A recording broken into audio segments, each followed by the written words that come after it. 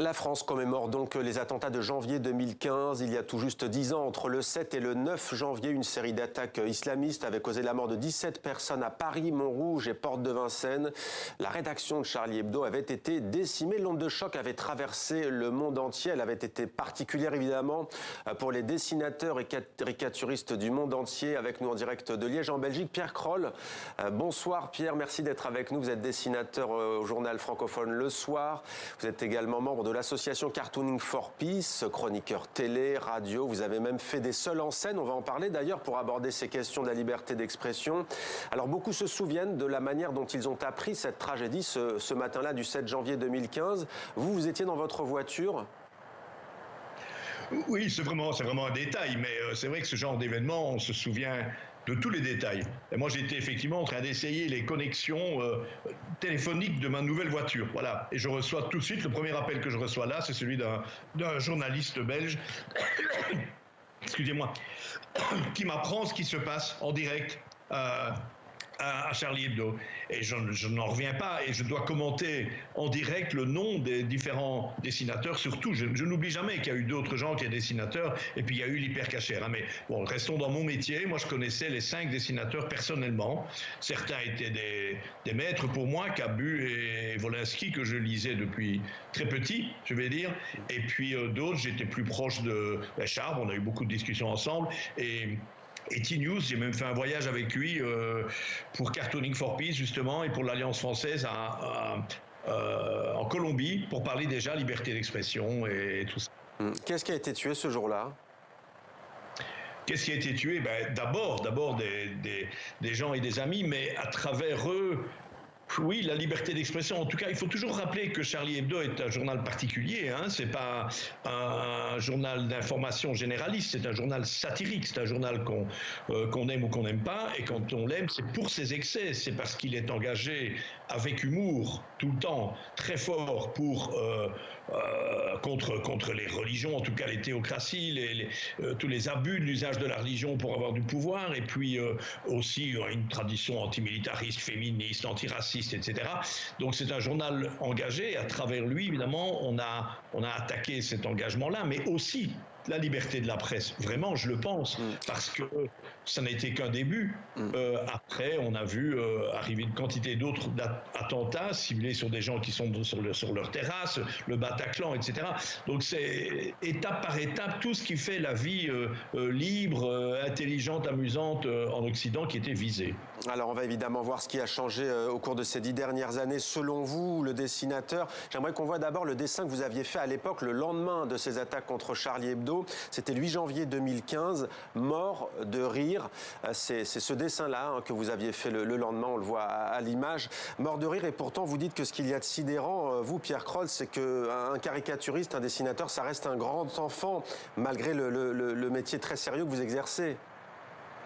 Mais oui, au départ, les caricaturistes, c'est pas vraiment des dessinateurs de BD. Hein, d'ailleurs, ils le regrettent souvent pas du tout. On a choisi ce métier, mais c'est la prolongation du gamin dans le fond de la classe là qui se moque un peu de tout et de rien et du professeur et qui fait rire tout le monde. On a tous commencé comme ça, et finalement, on le fait après beaucoup plus sérieusement avec des causes plus importantes, mais c'est toujours un peu ce même principe. Et jamais je n'aurais imaginé qu'on soit quelque part des soldats au front à défendre la démocratie, la liberté d'expression, la liberté de la presse à travers nos petits dessins, même si on avait la prétention que certains soient importants. Hein. La une du journal Le Soir à présent, cette fois de demain, d'aujourd'hui d'ailleurs, pardon, et à Courrier International en tout cas, qui paraissent aujourd'hui. On va le voir à l'image et on va comprendre peut-être pourquoi j'aimerais qu'on le regarde avec vous. Et les gars, j'ai compris, je crois, c'était un fou rire.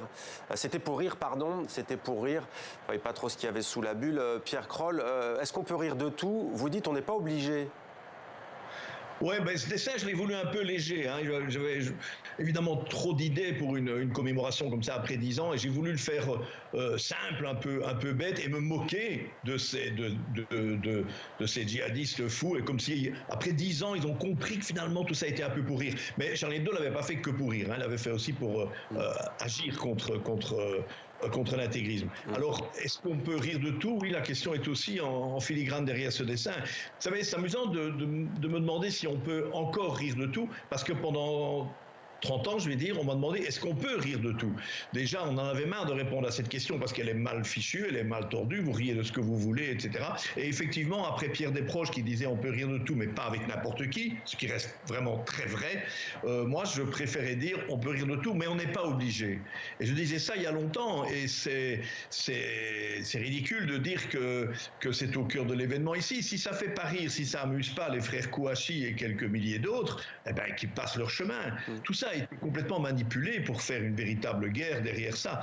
Donc, on n'est pas obligé de rire de tout. Et si les gens n'aiment pas ce que fait Pierre Kroll, eh ben, tant pis. Tant qu'il en reste suffisamment pour que je gagne ma vie, je suis content. Et si les gens n'aiment pas Charlie Hebdo, eh ben, ils aiment pas Charlie Hebdo. Ils peuvent le détester. Il faut pas exiger que les choses qu'on n'aime pas soient interdites. Et surtout pas se venger quand on n'aime pas quelque chose. Pierre Kroll, la une de Charlie Hebdo aujourd'hui, vous l'avez forcément vu avec ce jaune vif 2015-2025, 32 pages, numéro spécial, avec de nombreux dessins suite à un concours qui a pris fin mi-décembre et qui a été lancé par Charlie Hebdo, Charlie Hebdo, avec ce hashtag Rire de Dieu, veut dénoncer, dit l'hebdomadaire satirique, l'emprise de toutes les religions sur la société. Pierre Kroll, vous aviez été placé sous protection policière pour un seul en scène, il me semble. Oui. Alors, au niveau des menaces, moi, j'en avais déjà reçu avant cet événement-là. C'était pour des moqueries contre Ben Laden en 2011, et j'ai dû aller voir la sûreté de l'État dans mon pays pour demander si j'avais besoin d'une protection, si je devais m'inquiéter, etc. Donc, vous voyez qu'on n'était pas le paradis sur terre, hein, avant Charlie Hebdo déjà. Et puis alors après Charlie Hebdo, j'ai choisi de monter sur scène pour raconter un peu tout ce que je vous dis aujourd'hui, mais avec humour, dans un vrai spectacle, un seul en scène, que je croyais jouer un maximum de 10 fois et que j'ai joué plus de 80 fois, parce qu'on me l'a demandé un peu partout en Belgique, hein, surtout. Et eh bien, je le jouais le jour de l'attentat au Bataclan, enfin des morts du Bataclan. Et dès le lendemain, pour les quelques fois suivantes, j'avais une protection policière que j'ai pas demandé. Vous savez, on a un office en Belgique qui s'appelle l'OCAM et qui mesure la menace. Et lorsqu'il m'était évidemment caricaturiste et sur scène, ben, je cochais toutes les cases. Et donc j'ai joué sur scène avec des policiers en civil dans la salle. J'espère que c'était pas tout le public quand même. Et des autres derrière moi, derrière des rideaux, qui m'indiquaient où se trouvaient les sorties si ça se passait comme au Bataclan. Ouais. Ah, je vous jure, c'est pas détendu. Hein. Ouais, ça fait peur, on imagine. Pierre Kroll, il y a aussi cette question qui est intéressante chez vous. Vous dites que ça a fondamentalement changé. Il ne faut pas se mentir sur la liberté d'expression. Mais ce qui a changé aussi, c'est qu'avant, il n'y a pas que Charlie Hebdo qui a changé les choses. Il y a aussi les réseaux sociaux. Qu'entendez-vous par là ? Bien sûr que les réseaux sociaux sont un élément qui joue déjà un peu dans l'histoire de Charlie Hebdo, hein, parce que sans les réseaux sociaux, ça aurait été plus difficile d'aller faire des copies des dessins au Danemark là en 2005, d'aller les envoyer à des excités au Pakistan, etc. Bon, tout ça a pris feu comme un incendie grâce aux réseaux sociaux. Mais maintenant, les réseaux sociaux, sans que ce soit lié au danger islamique, constituent un danger pour toutes les autres prises de position, même les plus anodines que l'on peut trouver, et parfois malgré soi, dans les dessins qu'on fait. Je ne fais pas un dessin sans qu'il choque quelqu'un. C'est pas grave que vous dites maintenant, c'est tout le monde qui pense que quelque chose d'un peu sacré pour lui se trouve légitime à dire qu'il faudrait interdire ceux qui s'en moquent. C'est ce que vous déplorez, Pierre Kroll. Et vous dites d'ailleurs qu'avant, ce sont l'État, les gouvernements qui décidaient si on pouvait se moquer ou pas de l'armée, de l'Église. Effectivement, maintenant, comme on dit qu'il y a parfois des millions de sélectionneurs en football, il y a des millions effectivement de critiques pour le meilleur comme pour le pire sur les réseaux sociaux. On va quand même terminer cette entrevue, si vous voulez bien, Pierre, par tenir la ligne. 40 dessins pour Charlie 2015-2025, préface de Jean-Noël Jeannecki et de CAC, avec Cartooning for Peace, dessin pour la paix, projet initié en 2006 avec l'ONU et le dessinateur Plantu, désormais retraité. Que représente pour vous ce projet qui consiste à aller partout dans le monde pour des rencontres, pour le respect des cultures et des libertés, pour se battre avec humour pour la pluralité ? Eh ben, il m'a l'air plus important que jamais. Il l'est de plus en plus. D'ailleurs, on se donne rendez-vous dans 10 ans pour prendre l'état du monde à ce moment-là quant à la liberté d'expression. Parce qu'il faut citer, c'est ce que fait Cartooning for Peace souvent, des gens qui sont actuellement en prison dans beaucoup de pays où là, c'est l'État souvent théocratique, qui condamne le dessin de presse, qui empêche qu'il existe. Il y a quelqu'un, El Hadza, un dessinateur, qui après 6 ans de prison vient d'en reprendre 23 pour des dessins publiés au Qatar, moquant l'Arabie Saoudite. Et ces histoires sont vraies, on en parle trop peu ici. Et en même temps que cela, dans d'autres pays, à cause des réseaux sociaux, on a peur d'un peu tout, ou à cause de milliardaires susceptibles, comme ce qui vient d'arriver aux États-Unis, la dessinatrice Anne Telnas, qui est prix Pulitzer. Le prix Pulitzer, c'est un peu le Nobel en journalisme. Elle a claqué la porte de son journal, le Washington Post, parce qu'on lui a refusé un dessin qui montrait tout simplement les milliardaires de la Silicon Valley offrant de l'argent à Donald Trump. Ce qu'ils ont fait pour du vrai, ce qui est réel dans ce dessin. Mais évidemment, ça a choqué, sans doute en particulier Bezos, le propriétaire du journal, et maintenant c'est interdit. Donc aux États-Unis, de plus en plus de journaux punissent, écartent leurs dessinateurs ou s'en passent. Pierre Kroll, dessinateur du journal belge Le Soir. Merci beaucoup Pierre d'avoir pris le temps d'être avec nous aujourd'hui, alors que je signale aussi que la Belgique commémore à sa manière, et notamment notre partenaire la RTBF commémore ses attaques notamment contre Charlie Hebdo à Montrouge également, et contre l'hypercachère de la Porte de Vincennes. On va poursuivre d'ailleurs cette page spéciale. Restez avec nous. Et oui, un invité nous a rejoint, Martin Lhomme, bonsoir. Bonsoir. Soyez le bienvenu sur TV5 Monde. Vous êtes président de l'association Génération Charlie. Vous êtes journaliste d'ailleurs au sein de la rédaction de l'hebdomadaire satirique. Alors je n'ai pas pour habitude de donner l'âge de mes invités, mais vous avez 20 ans. Ça veut dire qu'il y a 10 ans, vous aviez 10 ans. Oui. Quel souvenir gardez-vous de cette tragédie qui a frappé la France, la profession, les dessinateurs ? C'est un souvenir d'une émotion collective, surtout au travers forcément des adultes qui m'entouraient. Je pense qu'à cet âge-là, on ne mesure pas forcément tout le symbole que représentait cet attentat, qui avait une dimension politique évidente. Et ça, on s'en rend compte plus tard, notamment, je pense à l'assassinat de Samuel Paty. Professeur d'histoire-géographie. Exactement, et je crois que cet événement-là a remis en fait sur la table le débat des caricatures. Et donc, Mais vous aviez déjà envie d'être journaliste ou ça...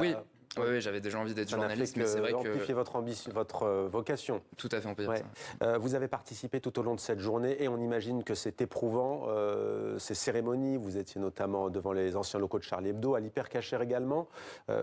Qu'est-ce que ça vous a apporté, vous, étant jeune, ces commémorations? En quoi étaient-elles importantes? Je crois que c'est très important, 10 ans après, de revenir devant ces locaux pour... dire que l'émotion est toujours là, et que les débats qui ont animé la France après les attentats et plus que ça, le message qui a été porté derrière le « Je suis Charlie » doit toujours être porté aujourd'hui. Et je crois que ça, c'est plus évident pour tout le monde aujourd'hui en France. Et donc, c'est pour ça que vous allez dans les lycées d'ailleurs. C'est un sujet, on le sait, très sensible. Comment vous y prenez? Quelles sont les réactions? Ça se passe plutôt bien? Oui, on se rend effectivement dans les universités, dans les lycées, à la rencontre des jeunes qui semblent de moins en moins Charlie. Et effectivement, quand on y va, on peut se heurter à des... un peu d'animosité, surtout de la méconnaissance. Souvent, disons-le, c'est l'ingrédient de la religion. C'est l'ingrédient de la religion, mais pas que.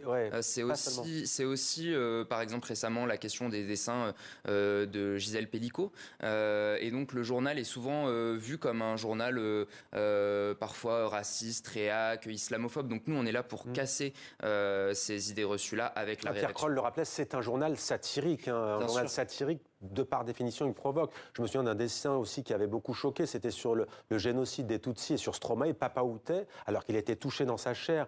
On imagine que vos confrères, ce n'est pas pour blesser qu'ils le font. Forcément, en revanche, on sait que ça va susciter des réactions. Bien sûr, et justement, la réaction, elle est importante. C'est-à-dire que le dessin de presse n'est pas toujours là pour faire rire, il est là pour faire réfléchir, et c'est ce que fait Charlie Hebdo toutes les semaines. Et donc nous, on pense que Charlie Hebdo est un objet de débat qui a sa place dans les universités. Mais vous pensez que le jeu en vaut la chandelle, qu'il faut quand même discuter, aller dans les lycées? Parfois, il y a vraiment des échanges intéressants. Bien sûr, parce que les échanges sont toujours super intéressants, et qu'à la fin, on a toujours des étudiants qui viennent nous voir, qui disent « Bon, je suis arrivé franchement pas convaincu, et je suis toujours pas d'accord avec ci ou avec ça, mais j'ai changé d'avis, et j'ai changé ma perception du journal. » Et c'est ça qu'on cherche. On cherche pas à mettre tout le monde d'accord. En revanche, on cherche à repartir sur des définitions communes de ce qu'est le journal, parce qu'il y a beaucoup d'idées reçues, notamment à cause de polémiques sur les réseaux sociaux, etc. Bien sûr, les réseaux sociaux qui amplifient tout cela. Alors, on va bien entendu voir comment 10 ans après, Charlie Hebdo continue de vivre, avec vous notamment, Nouvelle Génération.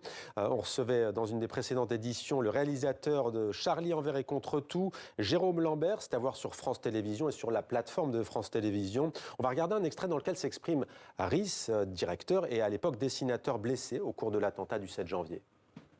Qu'on prépare pour ce 7 janvier particulier, puisque c'est le 10e après les événements de 2015. C'est vrai que c'est un peu particulier parce que tous les ans on fait un peu un numéro quand même un peu spécial. Là il y a un bilan, mais je crois qu'il faut aussi être revendicatif. Voilà, il ne faut pas s'excuser de ce qu'on a vécu, il ne faut pas s'excuser de ce qu'on a fait. Voilà, c'est un journal de combat, Charlie Hebdo. Voilà, Philippe Picard avec Jérôme Lambert. Et là, on vient d'écouter Rhys. Donc, une réaction peut-être sur ce documentaire. Alors, vous n'étiez pas là, vous étiez en stage à l'étranger, il me semble, au moment du tournage. Oui, tout à fait. Non, mais bon, forcément, j'approuve tout ce que dit le patron. Ouais. Non, mais qu'est-ce que vous avez travaillé aux côtés de figures? On entendait Pierre Kroll tout à l'heure qui disait, c'est vrai que ce qui a frappé quand même à l'époque, alors attention, peu importe de la notoriété au fond, du talent ou pas, d'aimer ou pas, mais ce sont des véritables pointures. Cabus, c'est dans le monde une des références du dessin. Là, on a Rhys aussi. Qu'est-ce qui vous apporte, vous, aujourd'hui c'est vrai que c'est pas évident d'arriver dans un journal qui est marqué par des plumes, des crayons comme ceux que vous avez évoqués, dont certains effectivement sont tombés le 7 janvier 2015. Mais donc on parle de cet héritage-là. C'est une transmission qui se fait très naturellement et qu'on ne vit pas comme un poids. Et au contraire, on a vraiment... Enfin voilà, la transmission se fait et ça pas comme un poids, mais et on imagine dans la bonne humeur, on imagine qu'il y a beaucoup de rire, beaucoup d'humour les matins lorsque vous préparez la conf avec un dessinateur auprès de vous à chaque fois. On a vu tout de même dans ce documentaire vos collègues, certains qui témoignent de dos. Il y a une peur dans la rédaction de Charlie Hebdo 10 ans après? Chacun au sein de la rédaction voilà, son ressenti personnel sur les questions de sécurité qui effectivement sont quand même importantes pour le journal. Et donc, voilà, chacun... Après, tout le monde n'a pas envie de voir où on travaille non plus, dans d'autres professions aussi. Oui, hein. Et puis chacun aussi, on va dire, s'adapte pour pouvoir travailler le plus sereinement possible. Mais vous n'avez pas peur? Vos proches n'ont pas peur pour vous? Non, moi, à titre personnel, je n'ai pas peur.